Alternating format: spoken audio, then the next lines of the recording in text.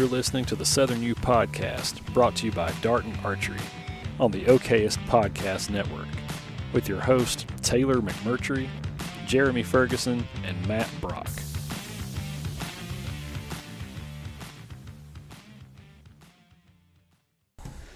Hey everybody, welcome back to another episode of the Southern U Podcast, where we try to do our best to educate Southern landowners on all things habitat, wildlife, timber, and all things land-related, I guess.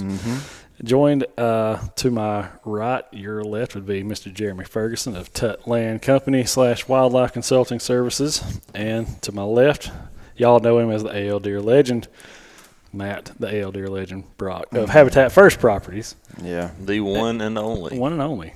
He's here. He's going to make sure. Getting some burping fuel here. Yeah, I know. It's what he needs. He needs plenty of that. I got to stay I got to stay hydrated after yesterday. Yeah, Matt had a close call yesterday on the old bush hog doing land manager stuff. Yeah, got too hot. I start saying, let's make sure we explain close call with bush hog, because that could be many things. I got too hot actually installing a shooting house. Oh, so it wasn't the riding on the tractor part. No. I made it back to the truck on the tractor, thankfully. But that's good. It was a testy situation. Well, you're in the South this time of year. It's easy to get dehydrated. You're doing anything outside. So. Oh, I drank nine bottles of water. I wasn't dehydrated. Taylor. I just overheated. Stop. You're just a sissy. That's all there is to it. I'm not. I was trying to take up for you, man. My fat self can work out there, heavy breathing and all. Gotcha. Well, sorry, Matt. I tried to take up for you, man. It's okay.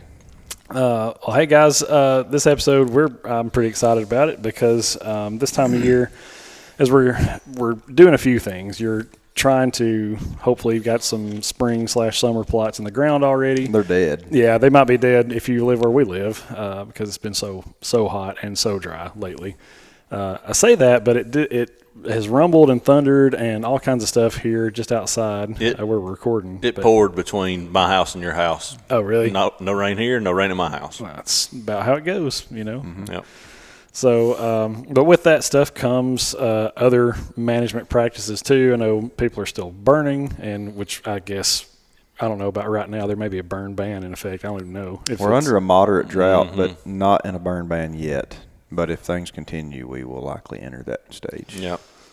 And that makes both of these guys, their lives exponentially more difficult. It pushes our site prep burns back. Mm-hmm. Last year, we were still doing site prep burns in February, which is insane. You can say it's not ideal. It's not. That's actually a disaster. trying to run up that tide against your planters. Yeah. We pushed 3 to 4 months worth of burning in 3 weeks. Oof. I mean, I was burning tracks and had planters on them 2 or 3 days afterwards. Really? Mm-hmm. Still smoking. Mm-hmm. yeah. Go stomp the fire out before you start. Yep. Oh, that's crazy. But but today, we've got all different elements moving this time of year. But we're actually going to talk today about predator management / predator control. That's something that if you own land, lease land, and you're trying to manage that, certainly for wildlife, that's got to be part of your management strategy at some point. Mm-hmm. So we got 2 guys that know a thing or two about that, and I'm just going to hit them with some questions that, by the way, I know some of you guys may or may not know. If you're watching the podcast or listening to it for the first time, both of these guys here are biologists, and they are both have their own independent companies, consulting firms where they do habitat consulting and wildlife consulting for landowners here in the Southeast. So it's independent yet merged. Independent yet merged. That's right. They do work together a lot, but I'm just saying that we got 2. We got Habitat First, and we got Wildlife Consulting Services. It has worked out well. Yeah. Ours, when I came out and started doing this, started out much like Matt doing the same things, and somewhere along the lines, we took an exit off that interstate and got more into dirt work development type side of it. And there's definitely more money to be made doing that. Yeah, I mean, we got further away from the management, which is what I really, really enjoy, and more into the building. But that's kind of where Matt and I really talked, and we felt like we could kind of hit both sides, with each other's help. And it's been a good relationship. Yeah. Cool. And both former state employees too, right? And yeah. Do we talk about our past life?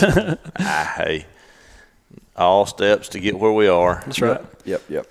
But all that to say, these are not just two random people that we just kind of pulled off the street. These are guys that have experience doing this stuff and on a larger scale than probably most people do. So I'm going to hit them with some predator management questions and see what we can find out, and some practices, different tips and tricks we can learn to control predators on our property to make sure that things like deer and turkey are and even quail, all that kind of good stuff can be all that we want them to be. Anything that you guys want to add before we jump in? Or No, I don't think so. I will say this because we did mention that earlier. If you're out there, I know we get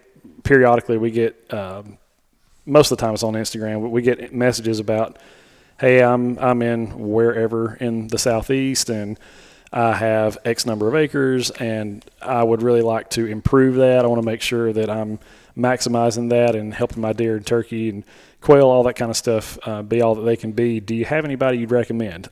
Yes. So Have truck will travel. yes. Yeah. So we actually have done some consults for you guys, several people here in Alabama. And so we're looking to kind of expand on some of that too. And we've got some things in the works that we're pretty excited about as well. But just wanted to say that if that's something that you need, we don't really promote that a whole lot through the podcast. That's not why we started this podcast. But just want you to know that is available if that's something that you need. Maybe you're a longtime listener and didn't know that that's something that these guys do, but it is. So if you need something like that, just let us know. You feel free to shoot us an email, info@thesouthernnew.com, or you can reach out to any of us on social media as well. So just want to say that little shameless plug before we jump in to the first question here. Y'all ready? Mm-hmm. The Southern New Podcast is brought to you by Darton Archery. For over 70 years, Darton Archery has been leading the way in archery innovation. With over 30 patents spanning over 60 years, it's easy to see why many archers and bow hunters have chosen to shoot a dart. Darton's patented dual sync cam system gives the archer 1/4 inch draw length adjustments, adjustable holding weight options ranging from 85% to 65%, and the super easy to tune E-system for quick adjustments and perfect arrow flight. For more information or to find an authorized Darton dealer, visit dartonarchery.com. That's DartonArchery.com. Question number 1, what animals are the most concerning when it comes to predation? All right, what I mean by that is I think when people think predator control, they immediately think of one of two things: coyote, bobcat. All right. Generally speaking. All right. Yeah. Now, what I would like for you guys to maybe talk about, are those the ones that we should be the most concerned about, or is there more to the list we need to add? What? You can do it. I mean, it depends. There we go. Well, if you're talking about deer, then that's bothering me right there. What's that? This little tag. Well, we don't want Matt bothered now. Yeah, can't have that. Bother me. His intrusive thoughts just jumped out. They won. You created another one. There we go. Okay.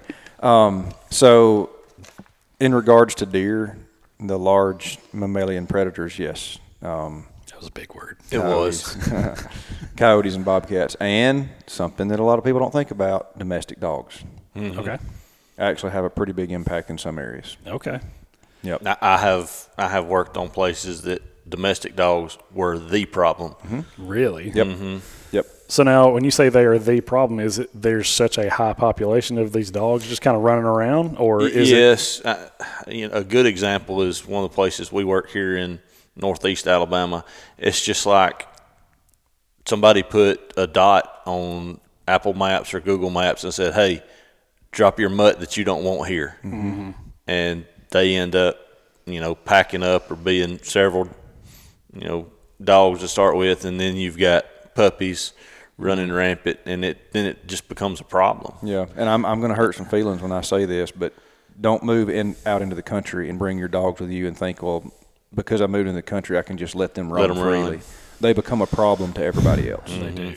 And one little teeny tiny slice of land that I have the opportunity to hunt here in North Alabama, like I said, is very small.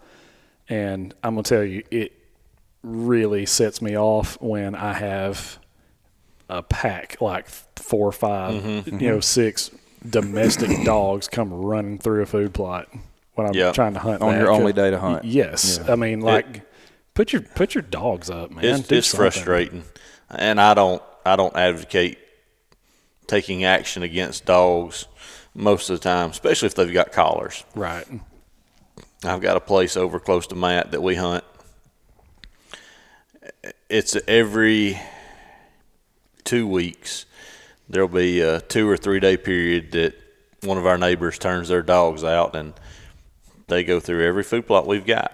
But they don't slow down. They don't seem to bother the deer. They don't chase the deer. We just kind of let them be. But in an instance where it's dogs with no collars and you're seeing multiple and they're always there, dogs have more fun chasing deer than they do anything else. And it ends up in a mortality event for deer a lot of times, either through exhaustion, from heat, or just how far they run out in front of vehicles, just get hurt, break a leg, something. And the other side of the coin with dogs that even, are cared for, do belong to somebody, they still chase a lot of deer and they'll kill a lot of deer, and they're just doing it for fun. A coyote's doing it to make his living. That's understandable. You can handle that from time to time, but knowing that domestic dogs are out there primarily chasing for fun, they catch the fawn, kill the fawn, and leave it laying there. Yeah, that's right. So, I mean, like you said, did they chase them for fun primarily? I think it's funny. Some of them that I've seen on that little property I was talking about earlier, it's like the dogs are so small. Like, you wouldn't know what would you do with that deer if you did catch it? You know what I mean? Like, what are you doing? But it is frustrating. One thing, I guess, like another animal that I was going to ask you guys if this is a legitimate concern or if this is something that maybe has gotten blown out of proportion, but like, what about raccoons? Is that something that people should actively be trying to manage for, or is their impact so minimal that it doesn't matter? In my opinion, it's probably the number one that we need to be worried about. Really? Yeah, for turkeys. For turkeys and quail, primarily. Look, deer are going to find a way. The thing that hurts people's feelings about deer is they're spending so much money to lose, a proportion of that fawn crop when you can actually be pretty good at protecting it if you trap during the right times of year and repeat that. But the lack of the fur market now has just caused a tremendous boom in the small predator population. Small predators. You look at the crash in the fur market, and then just the loss of interest in fur trapping, and the impact that's had on wildlife populations in the United States over the last 30 to 40 years, and it's tremendous. Really? Yes, it is tremendous.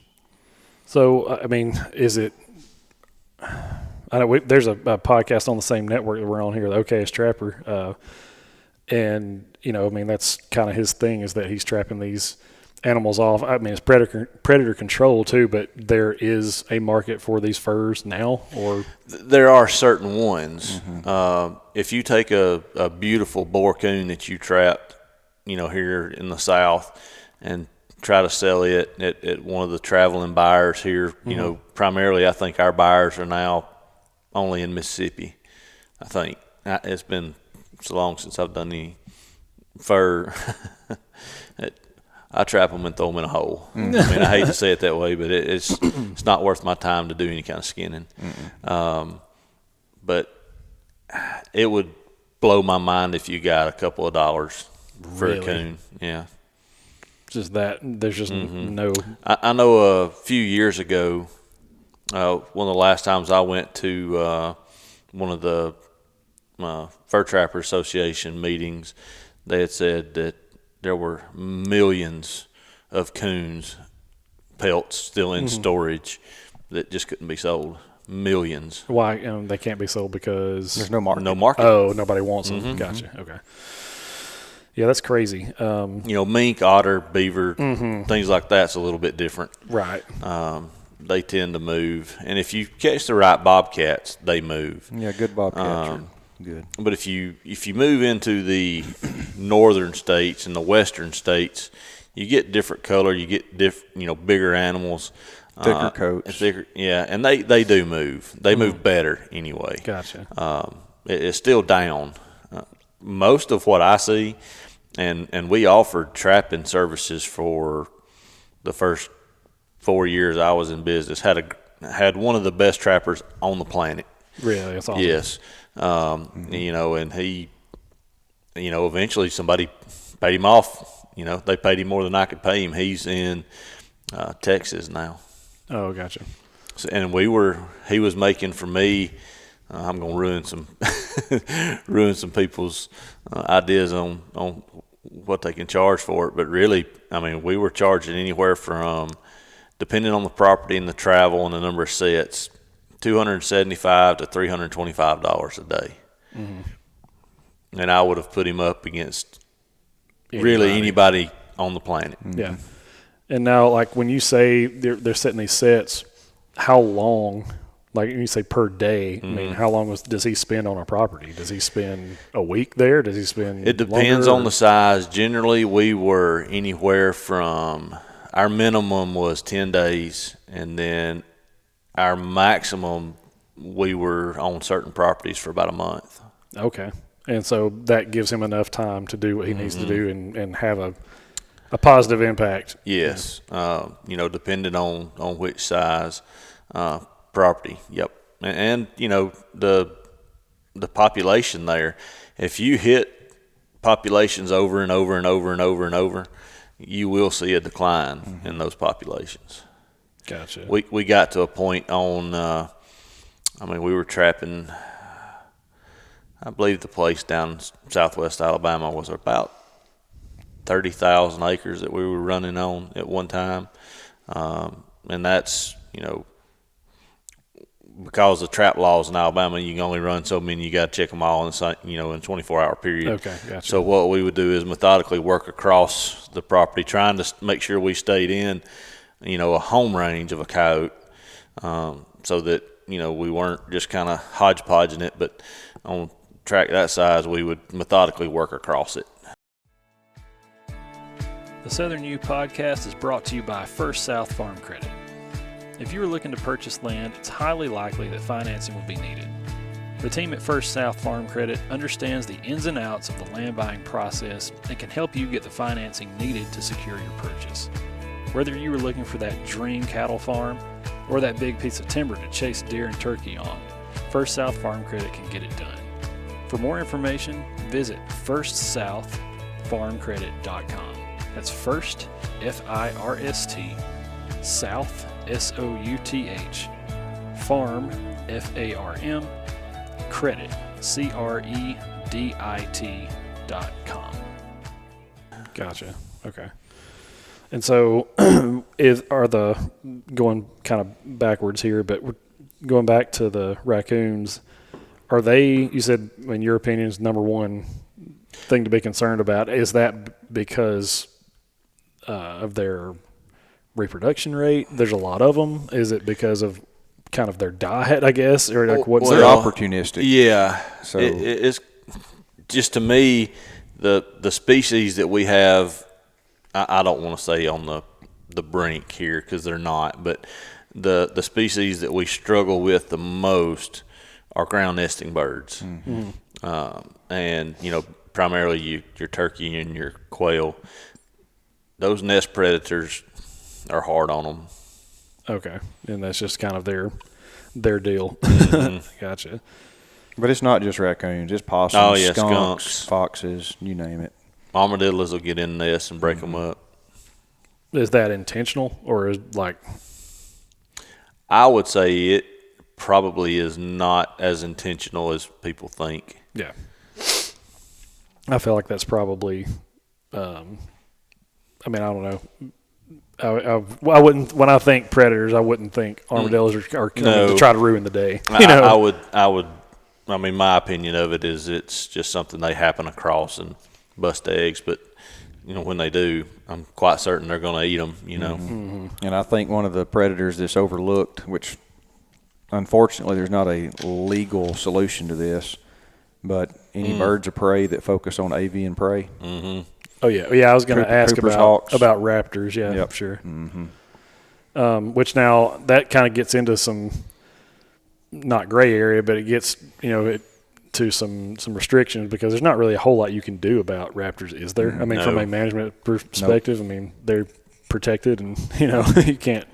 And and their populations have absolutely skyrocketed. And from a game manager, biologist side of things, I understand why raptors were protected at one time.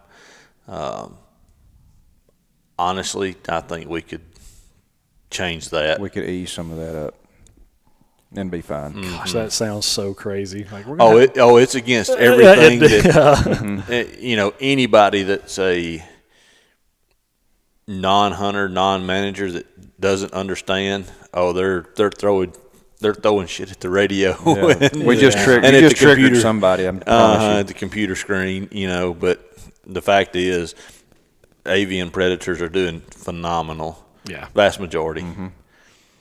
That'd be just insane to be like, okay, Alabama opens up a hawk season. Yeah, hawk season. You know what I mean? That'll never happen. It won't happen. But I would, and I'm not going to go so far as to say that I would encourage a season, but I think that there should be some limited opportunities for people to protect property and livestock and wildlife from avian predators. Sorry. Yeah, there should be some. I mean, in my opinion, there should be some allowable take. Yes. Yeah. And now, that does happen. And very rare instances. When I was still with Game and Fish, I got a call one day about a boat ramp over on Smith Lake. And apparently some buzzards had made a roost right on a boat ramp, or right by a boat ramp. And if you parked a boat or a truck, anything there, it was destroyed by the time you got back. They'd rip the rubber. All the rubber, anything carpet. What? Yes, they would. All the weather stripping on a vehicle would just be pluck it out. Just Listen, gone. I'm not advocating for this. I'm just telling you the facts. Guys in Alabama that have a bass boat are not going to put up with that. Oh no, they didn't. They're not going to. They didn't. They were pitching fits, and I'm sure several were shot. That we didn't know about, but they were calling, and eventually USDA Wildlife Services was called, and they did go over there and eliminate that problem. Mm-hmm. Yeah. God, that's insane. And the only other time I dealt with buzzards, vultures, turkey vultures, black vultures, is some big cattle operations during calving season. They would land and get these minute-old calves, and really the problem that they did is that they went after the soft tissue. Well, what's the softest thing we got? Eyeballs. Blinding calves. Yeah, and cattle's no good with no eyeballs. No. So those guys were having to, euthanize calves because I think those were black vultures, as a matter of fact. And I can't remember. But we're picking eyeballs out, and they were USDA Wildlife Services gave those farmers, it was 2 of them, gave them a limited number of buzzards that they could take. And it eliminated their problem. That's wild to think about too. Like, we need to set a limit on buzzards. Seems like they're everywhere. Seems like there's no. They do serve a great purpose. They serve a great purpose. Sure. They do. I'm glad we have them. Yep.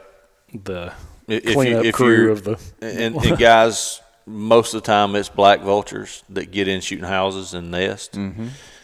if they're in there, don't scare them, because if they yak on you, it is absolutely disgusting. It is awful.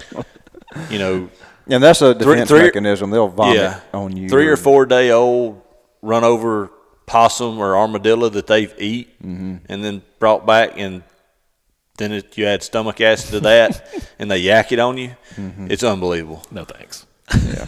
I'll pass. Ask me how I know. Part of that. It happened to me. It wasn't a shooting house, but Chris Jaworski that worked with us at Game and Fish when I was at Auburn. I went up to Lowndes WMA and helped him build a eagle hacking tower, and there was buzzards in it, and I got yacked on. I thought I was going to have to cut my arm off. It's bad. I bet. I caught one in a live trap one time trying to catch a bobcat, and caught a black vulture. No way. It was awful. It was awful. God, I bet that was fun getting it out of there too. No, I took a blanket and put over the trap and brought it back to the truck and hauled it out somewhere else and let him go. It was rough. And y'all, this is side note, but it is predator related. How lucky my dad is. It's unbelievable. He been having problems in our barn with raccoons getting in cattle feed. No matter what you put it in, unless it's locked, they can figure out how to get into it. And I've tried to tell him he's going to have to put it in something that will absolutely lock. And is that rain? Is that the air? That's the air. No. And he didn't do that, and he's got frustrated and bought a couple live catch traps. And he set them the other day, and he caught 5 skunks. God, Shut your mouth. What? A mama and four little ones. Oh no! But y'all, he walked up to the traps, picked them up with no covering on them, nothing, just being slow, and set them up on bed of flatbed pickup, and carried them down the road, which he shouldn't be doing, but he did. Carried them down the road and turned them out, and not one time did that skunk try to spray. That is crazy. I would have been coated. Oh yeah. Yeah. No thanks, man. Yeah, Dad used to, when he had his, he raised deer in his enclosure, he had the same problem. But he would have feed, stations out for the deer and gopher, rats, and just everything. Everything would get into it. And there was a day where he caught a skunk, and that was a bad day too, because trying to get it out of there. Your dad was in the AC business. My roommate in college came in one day, and he's like, "Man, y'all, I gotta go home. Got to get all the stuff out of the house." And we're like, "What? What are you talking about?" And they had a skunk get up in the return unit. Absolutely. Yep.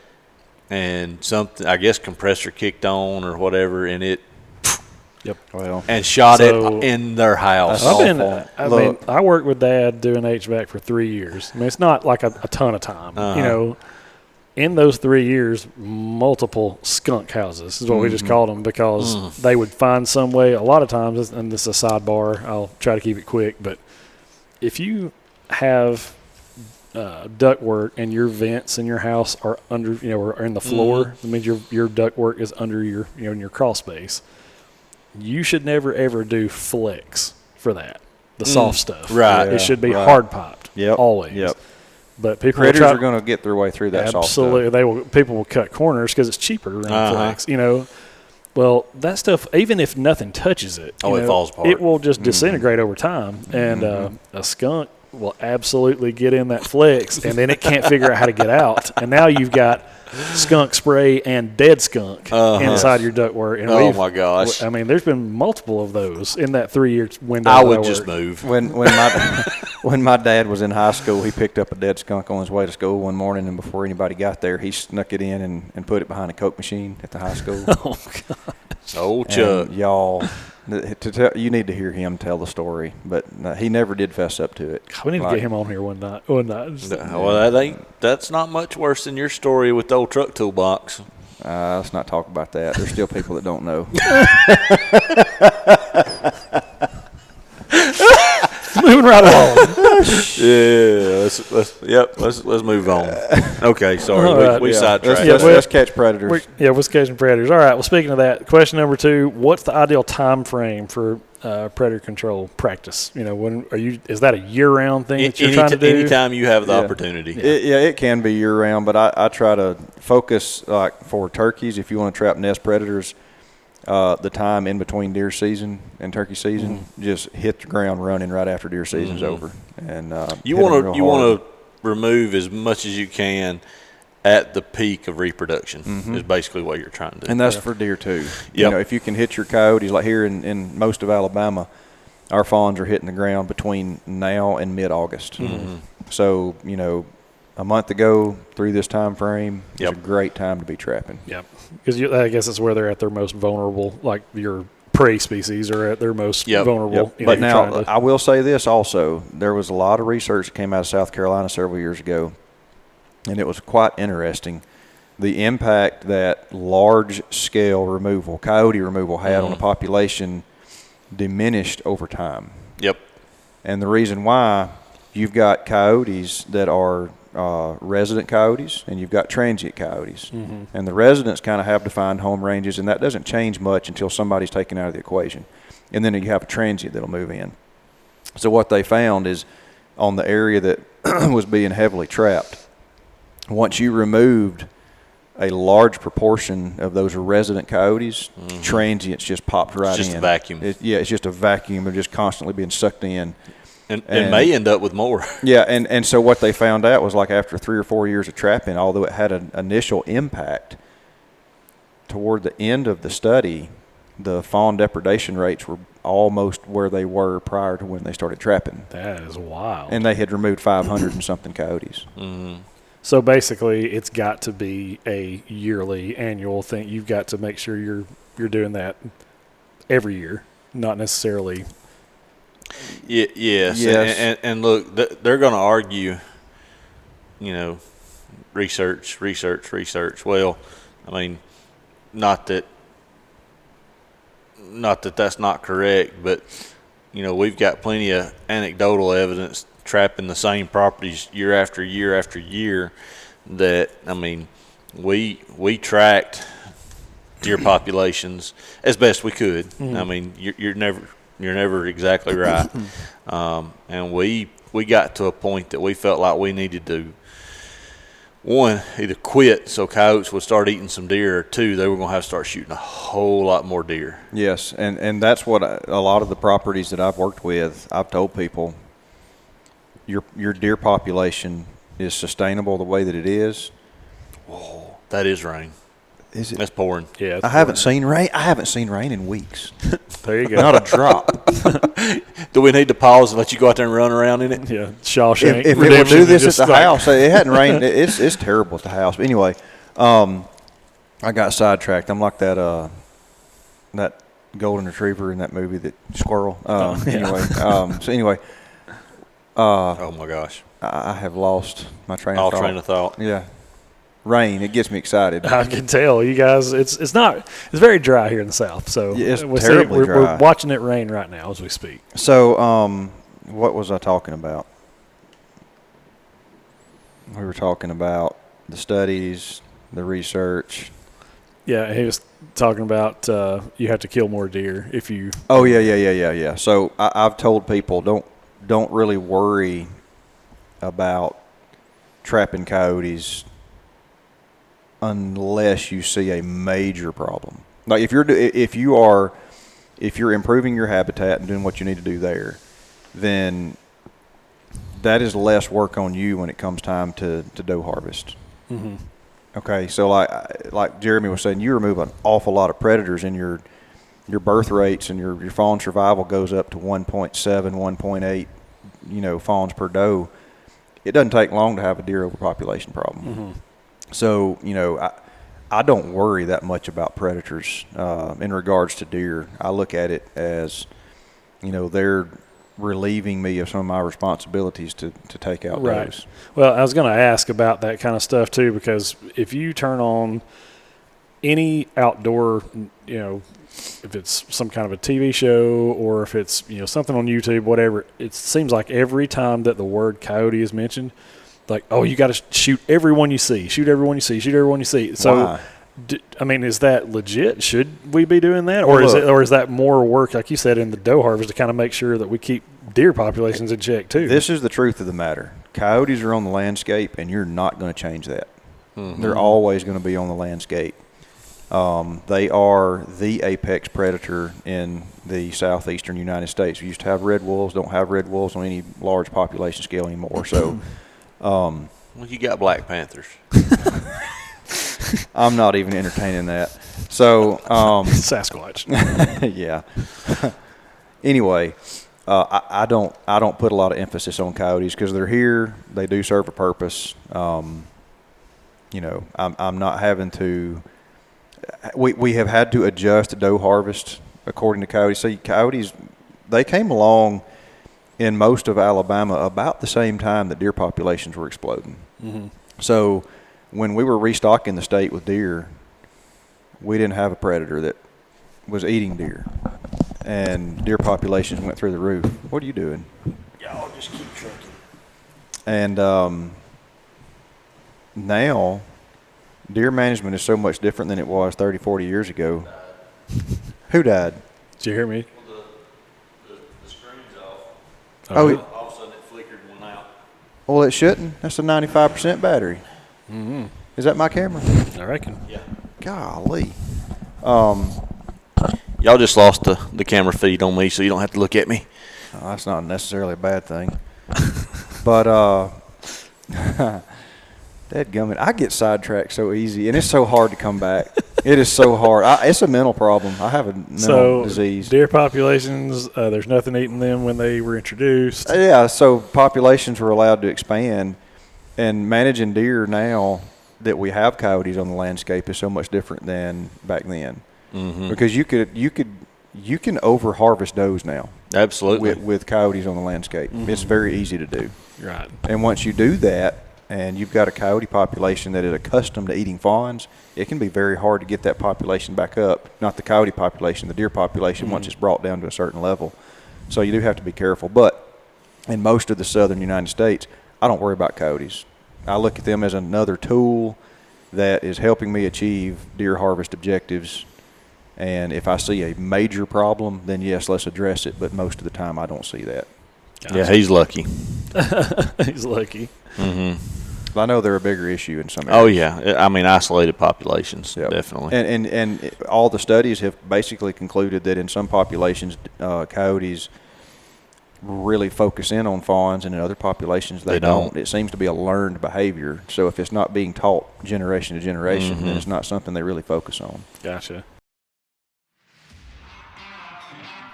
The Southern U podcast is brought to you by Tethered. For the last 5 years and counting, Tethered has pushed the boundaries of what mobile hunting looks like. Thanks to Tethered, gone are the days of having to haul heavy gear into the woods in order to hunt from elevation. Their lineup of tree saddles are lighter and safer than other methods. And saddles are not the only thing that Tethered has made better.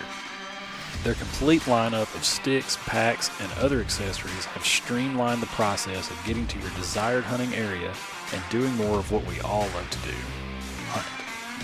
So if you're ready to ditch the bulky, heavy, and loud hunting methods of the past, check out Tethered's complete list of products and gear at tetherednation.com. That's TETHRDNATION.com. Well, I mean, I feel like they'd have to adapt somewhat because, I mean, you have fawns once a year. The rest of the year, what are you eating? You gotta do something, and you know. Let me stress the importance. While we're on this, I'll stress the importance of having a very precise, tight breeding window. You may think in your mind, well, the more does that I have, the more reproduction, blah, blah, blah. No, that's not the case. Because if you've got a long, drawn-out breeding window and does being bred for 2 or 3 months, they're going to be dropping fawns for 2 to 3 months. Like half Alabama. Yes. If you can get that breeding window to a 10 to 14-day period and all the fawns are hitting the ground at roughly the same time, they're maturing, and then it takes a while. There's a lag period between fawns hitting the ground and coyotes Going, aha. Yeah, recognizing that opportunity being there. It's not like they say, all right, guys, June's coming in July. Let's get ready for fawns hitting the ground. No, they learn that over time. So if you've got a tight breeding window and all your fawns are hitting the ground at a precise time, more of them will have a chance at surviving than if you had more fawns being dropped over a 2 to 3 month long period. Less opportunity. And best case scenario is having that tight breeding window and having optimum habitat. Yes. If you have optimum habitat, even if you don't have a tight breeding window, you are in much better shape than the guys that do not. Yes. Because there's so much more escape cover and fawning cover that coyotes just can't.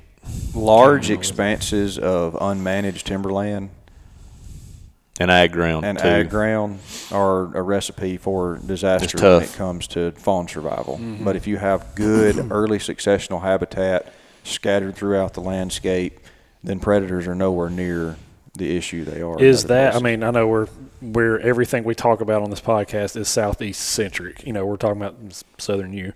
But do you think that's a reason why there's such a problem in the Midwest, where you've got just acres and acres and acres of like beans and corn and stuff like that? Then you have these little fingers of timber woods and stuff like. Is that why that's so much more of a problem there?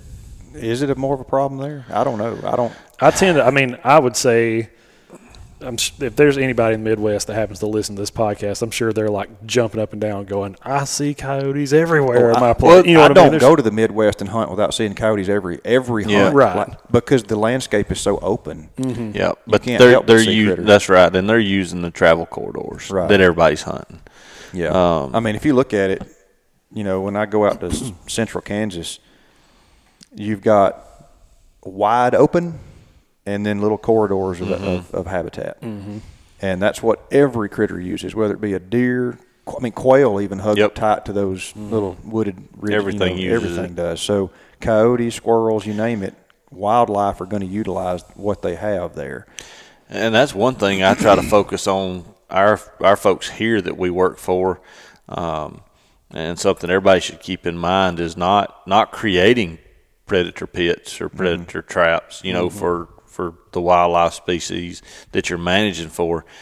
You know, if you've got great habitat and then all of a sudden you go out there and you bush hog and you only leave a 10-foot strip of good habitat next to clean open ground and open timber, I mean, your fawns are going to want to be in that 10-foot strip somewhere.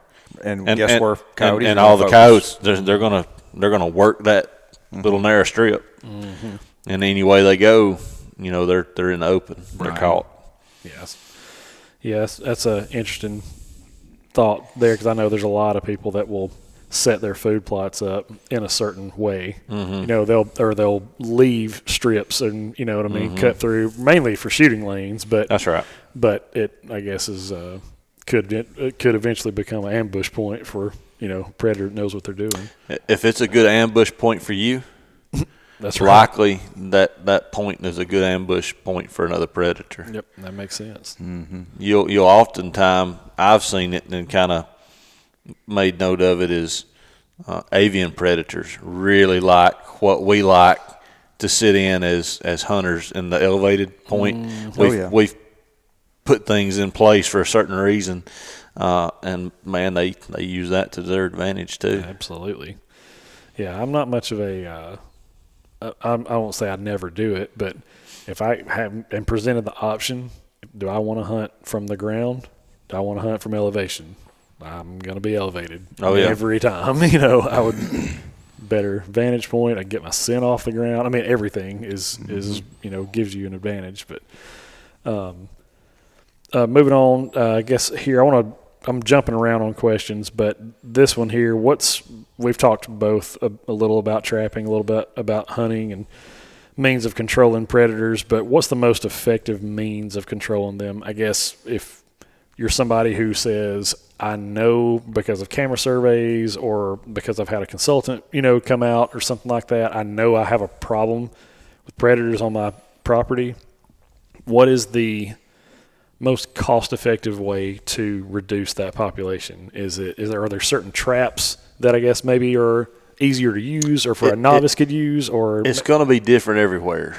In the southeast, because of our trapping laws, leg hold traps are going to be by far the most effective, most efficient for you, because you put that out and it's working for you, 24 hours a day, 365 days a year, if that's how you have them set. Is that something that the average guy can just go buy some and just start using immediately, Yes. or is it harder? I mean, you can learn. I mean, it's not difficult to learn how to set foothold traps and be successful. There's a lot of information out there about it. It is an art at being good at it. Yes.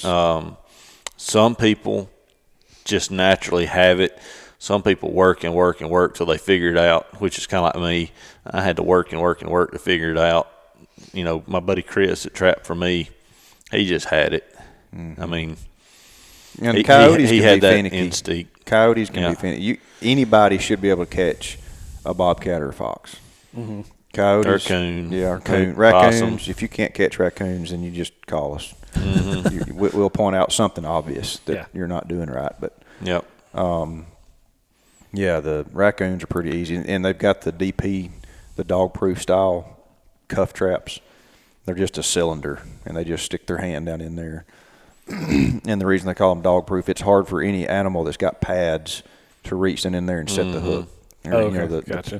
the pin. So you'll catch things like possums and raccoons and occasionally skunks. Do you know the kind of trap he's talking about? It's got the tube, and then it's got the little mechanism that slides, and then it slams. Right, it just basically pulls up catches forward. Well, and I think too, correct me if I'm wrong on some of these, but the outside world views trapping as like you're causing physical harm and suffering. Oh, just brutal pain. Yeah, it's brutal pain. You're not, though. No. Like, I mean, a lot of those traps I've even messed with myself, and like it's just preventing. It's holding. It's holding. This It's not idiot right here, clamping, if he had one on the table, he would drop his fist in it and let it close up on his hand. Every I've watched him trapping do it. seminar I've done, because inevitably somebody in there doesn't understand the trap. And, of course, I generally try to do it with a glove because it will. But look at those meaty fingers. Look at them. Yeah, look at that. It don't bother him one bit. But you can just drop your hand in there and it'll slam shut, and there you go. It applies just enough holding pressure to hold the animal there without escape. Yeah. You're not breaking bones and Right. Now- I think that's what people think when they, every movie you've ever seen, like a bear trap, it's got these giant teeth that it's like Right. that's not what's happening. And now here. with the offset jaws, a lot of traps have a gap anyway. Yep.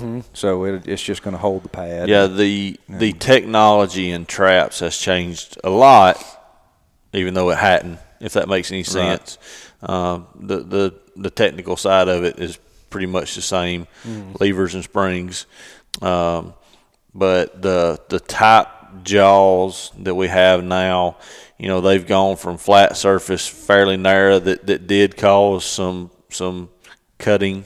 If an animal worked its leg back and forth in it, to where manufacturers changed because they didn't want the animal hurt either, to where they were wider, and then therefore the surface area spread out all that force. And now, they're offset so that there's a little gap in there, so it's shut tight around everything but the animal's paw or leg, however it's caught, and it just holds it. So if you catch your neighbor's dog by accident, You can turn him loose. exactly. loose. That's kind of the thing is if this is something I don't want, I can let it go. Now, the little guy that we caught, I know was miserable for a few hours, but we had a fox get in a dog-proof trap one time. He stuck his snout down in there. Oh, no. And somehow he got his tongue down there to trip it, and we caught a fox by the tongue. I mean, we walk up and his tongue, and he's just hung. And that little fellow was miserable. Yeah. That would be bad. But Sounds like a bad day. he survived. We cut him loose. I guarantee you he won't ever stick his nose down in one of those again. No, a lesson learned. Yeah, I won't do that again for sure. And make sure that you stake your DP traps and foothold traps down pretty good, or tie them off to something, because I had a neighbor call me one time or text me. He's like, "Hey man, you missing a coon or a coon trap?" And I said, "Yeah, actually I am." And he said, "Well, it's on my back porch right now eating cat food." So the coon, he heard it come up the steps, kalunk, kalunk, kalunk. It was dragging my trap. So Gotcha. it was eating cat food off the porch. But yeah, you better make sure you stake them down real good. A big bore coon, if he can get above the trap, he's pulling it up out of the ground. Yeah. Well, look, there's a million sites out there. You know, you can get information from YouTube, books, videos. If I was going to recommend somebody that was getting into trapping and wanting to learn, there's a forum called Trapper Man that is great.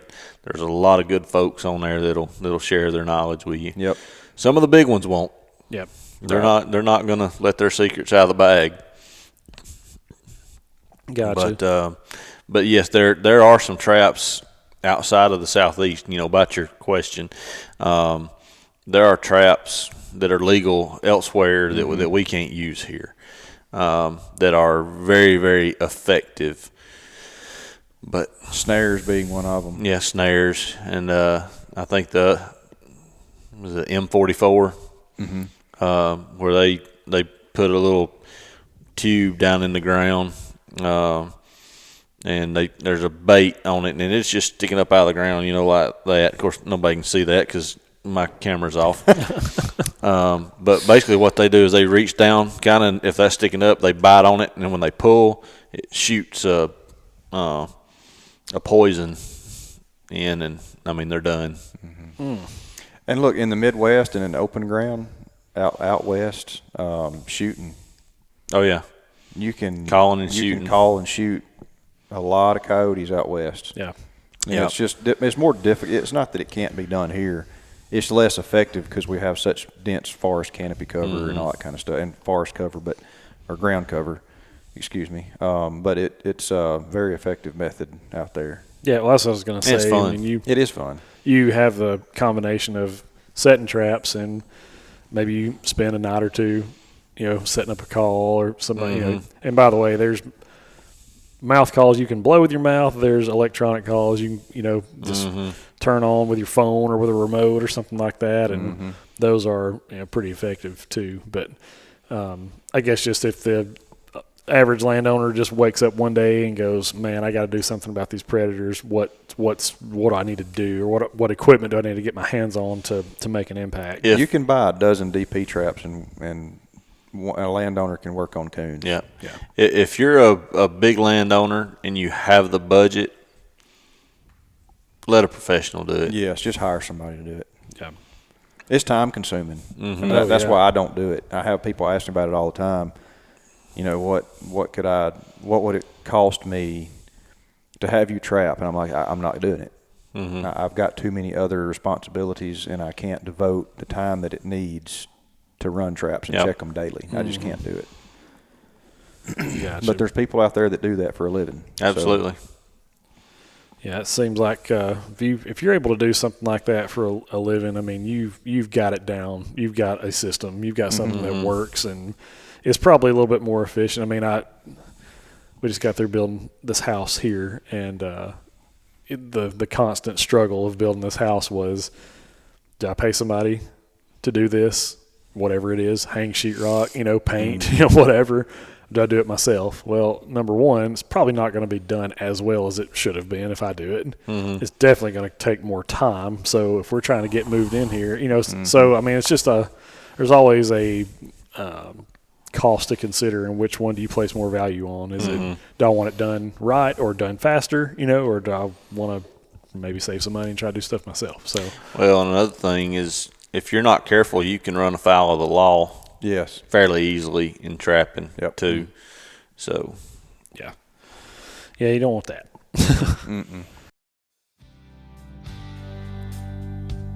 The Southern U podcast is brought to you by Vitalized Seed. What sets Vitalized Seed Mixes apart from other companies is their ability to keep producing throughout multiple periods of the year. The symbiotic relationships between the different varieties support soil health while being extremely attractive to a variety of wildlife and important pollinators.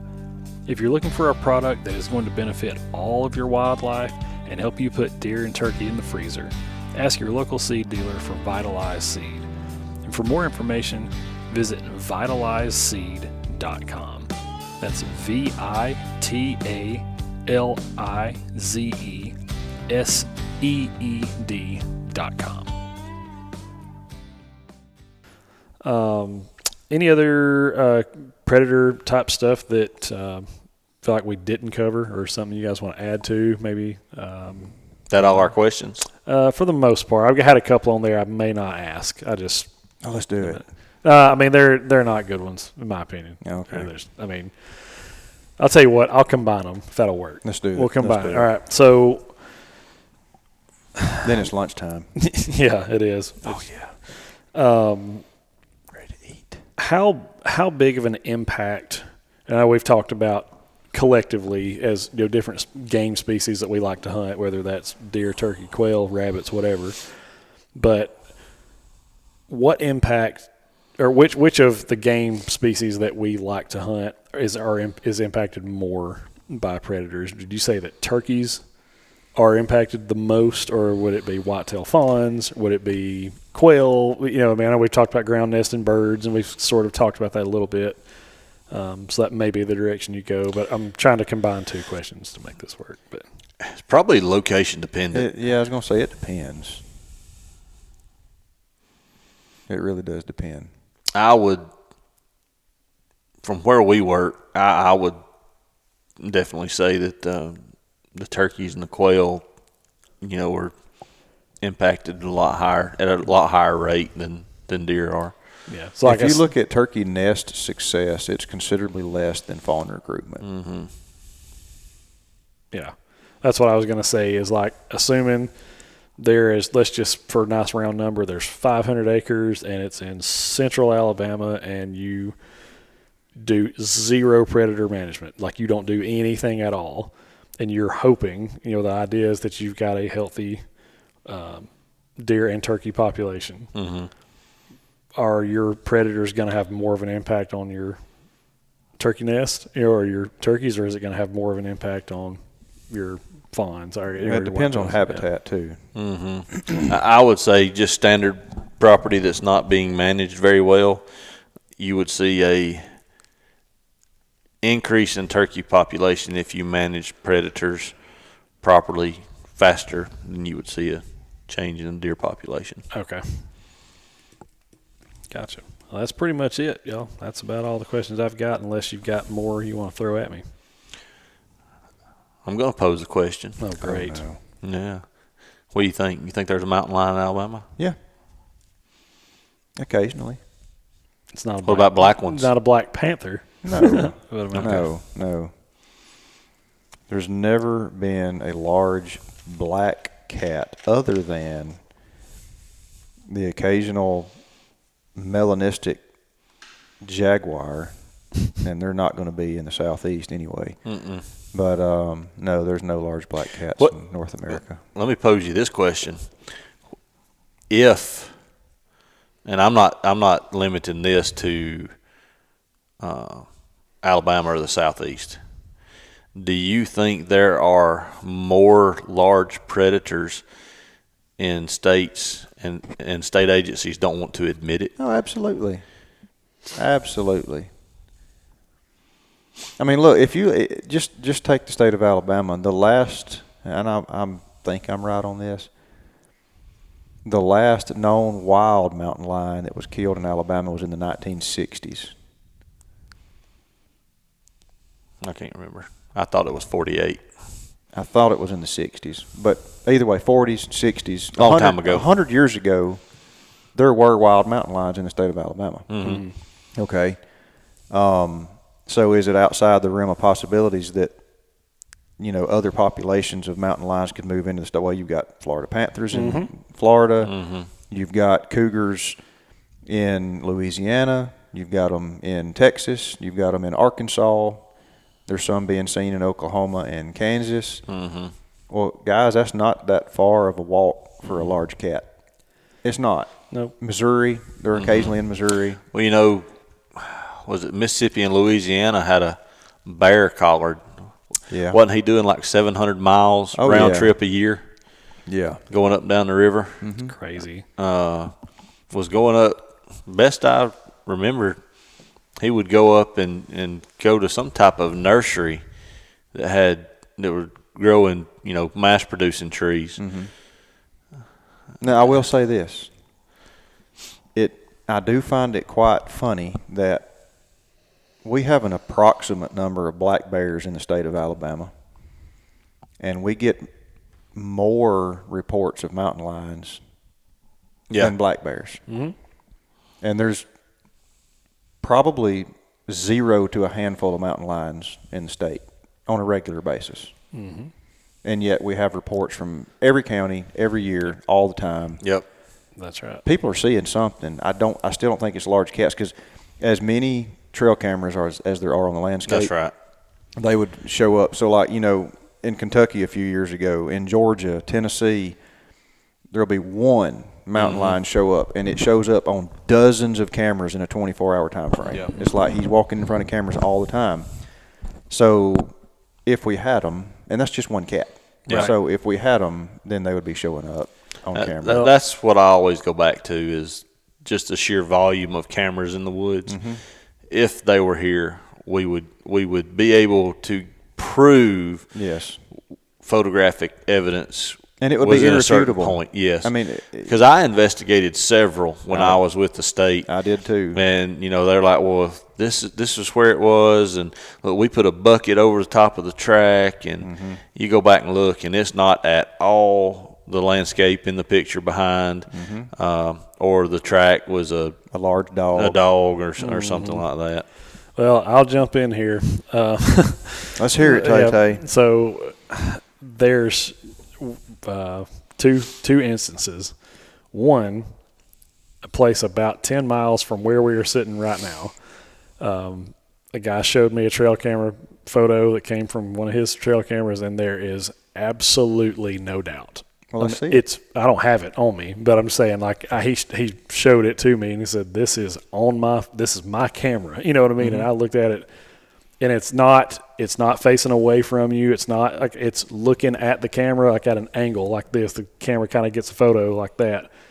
Yeah, there is no doubt it's a mountain lion. Well, see, now, but I'm saying there's that spot where we got a photo.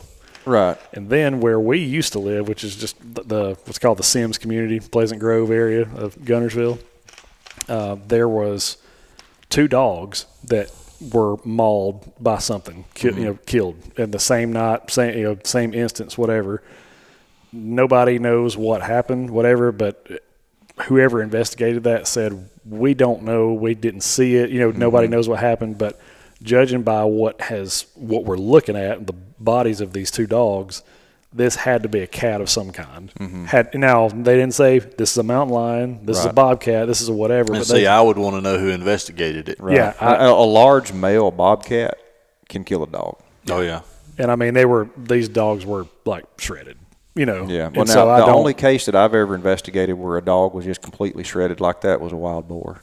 Really, it was a hog, 100%. Yeah. So I don't know. I'm saying that could have been whatever, but this other guy's trail camera photo, I mean, well, I'll say this. There's no doubt. I've been handed photos or sent photos before, and people say, yeah, this came off my property or whatever.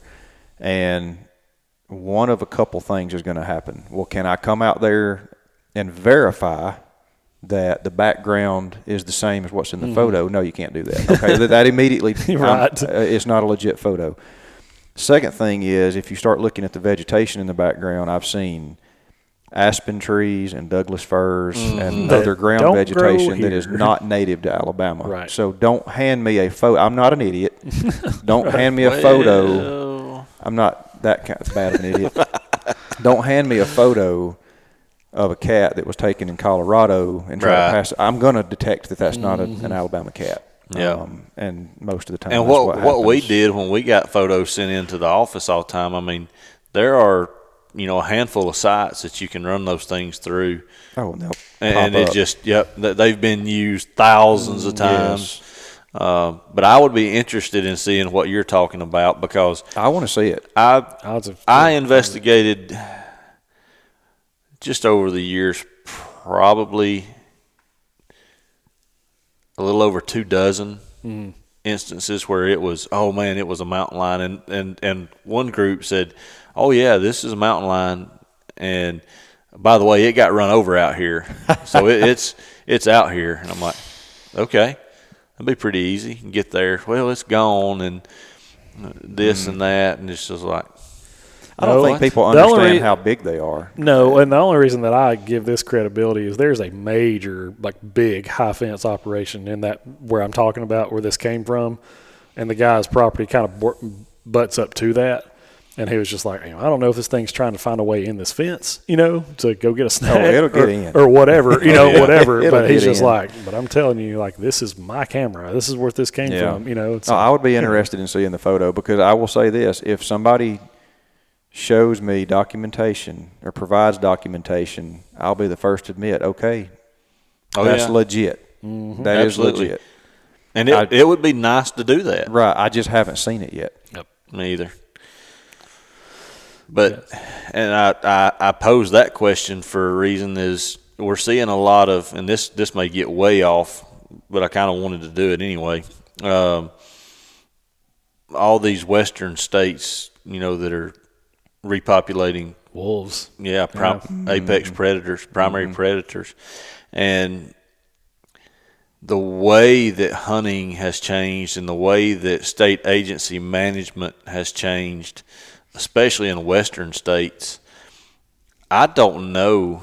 This may be conspiracy theory way down, but I don't know that they're not trying to replace us as hunters, so that they don't have to rely on us and they can limit our hunting ability to hunt more by saying, okay, well, we've got a predator on the landscape. We don't need y'all like we used to need y'all to manage populations. Yeah, we got that may be a deep conspiracy, but I think where they are putting predators back, it just doesn't make sense. I think it's a strong possibility with certain individuals and those in power. Yeah. Which, the only question that might arise is, well, wolves don't pay for tags every year, and hunters do, and licenses and stuff like that. So there's got to be a loss of revenue there, right? Oh yeah, yeah, and I don't know that it's. Let me back up. I don't think that it has anything to do with the state agency trying to do it. I don't either. I think it's coming from higher than that. Yeah. From a political standpoint of, okay, how can we do things that on the surface look like we're trying to do good, but achieve another goal too? Because I know states that really rely on hunting, and it's huge for those states. They're not admitting what's on the landscape at times. Oh yeah. Especially when it comes to apex predators. Yeah, there's already predators in some states, and they're not willing to admit that they're there or in the population. The densities that they say they are. Right. And I don't know the purpose behind it, just because the reports I get are from guys that are out there every day, trapping and doing management and countering, these predators. And they talk to the state officials, biologists, and folks that are there in their area, and they're like, "No, we know there's one here, but that's about it. It just, it's got a huge home range. It passes through here, there." And these guys are like, "That's, they're saying, oh man, that's just flat out lie. We see, a handful over the course of a few days." Well, I got arrested in Illinois for killing a bobcat in a county Great story that hadn't had bobcats in decades. I was about to close this thing out, but No. we need to hear it now. Oh, we got two Matthew stories that we're gonna. We'll just have to have a bring day up. of Matthew storytelling because it's too long to really dive into right now. But yeah, I shot a bobcat in 1998. No, this would have been in 2002. Sorry, I took 2 trips to Illinois. 2002, shot a bobcat in Illinois. And I had no idea I couldn't do that. I had asked if we could shoot predators, and their response was yes. Well, heck, bobcat's predator. Shoot them all the time in Alabama. They're everywhere. And come to find out, that was not on the list of predators that they meant. So, yeah, it was the only one that had I think they told me, this was years ago, I want to say since the mid-1980s was the only one they had seen in that part of Illinois. And a big female to huge female. And when I say big female, I mean, like, so large that records don't even show females get that big. This thing was enormous. Enormous. I've got pictures somewhere, but of course it got confiscated, and I spent a lot of time trying to weasel my way out of that, which was unsuccessful. But it was a success, I guess, because I did not end up going to jail, and I got to come back to the state of Alabama, and it was dropped from a felony to a minor misdemeanor. Well, that is a success for sure. Yes. and the only other thing that I want to add to predator, because it always comes up, stick to legal means, folks. Oh yeah. Don't use poisons. No, please don't. That's another Matthew story. Yeah, we can tell that one. You can kill a lot of non-targets, including people. Yep. Sure can. That's right. Well, guys, that's going to just about, I guess, wrap this one up. Hope you learned something. I know I feel like I do every time we sit down and do this thing. So we got some more stuff coming at you pretty soon. Hopefully some more in-the-field content.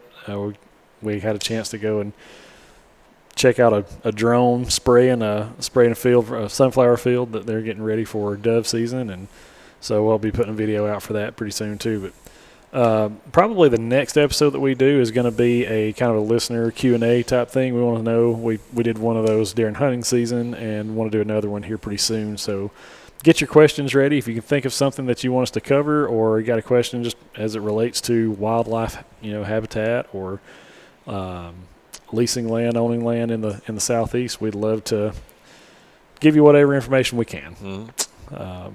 But that's all for now. We'll see you guys on the next one. Peace out. Nope.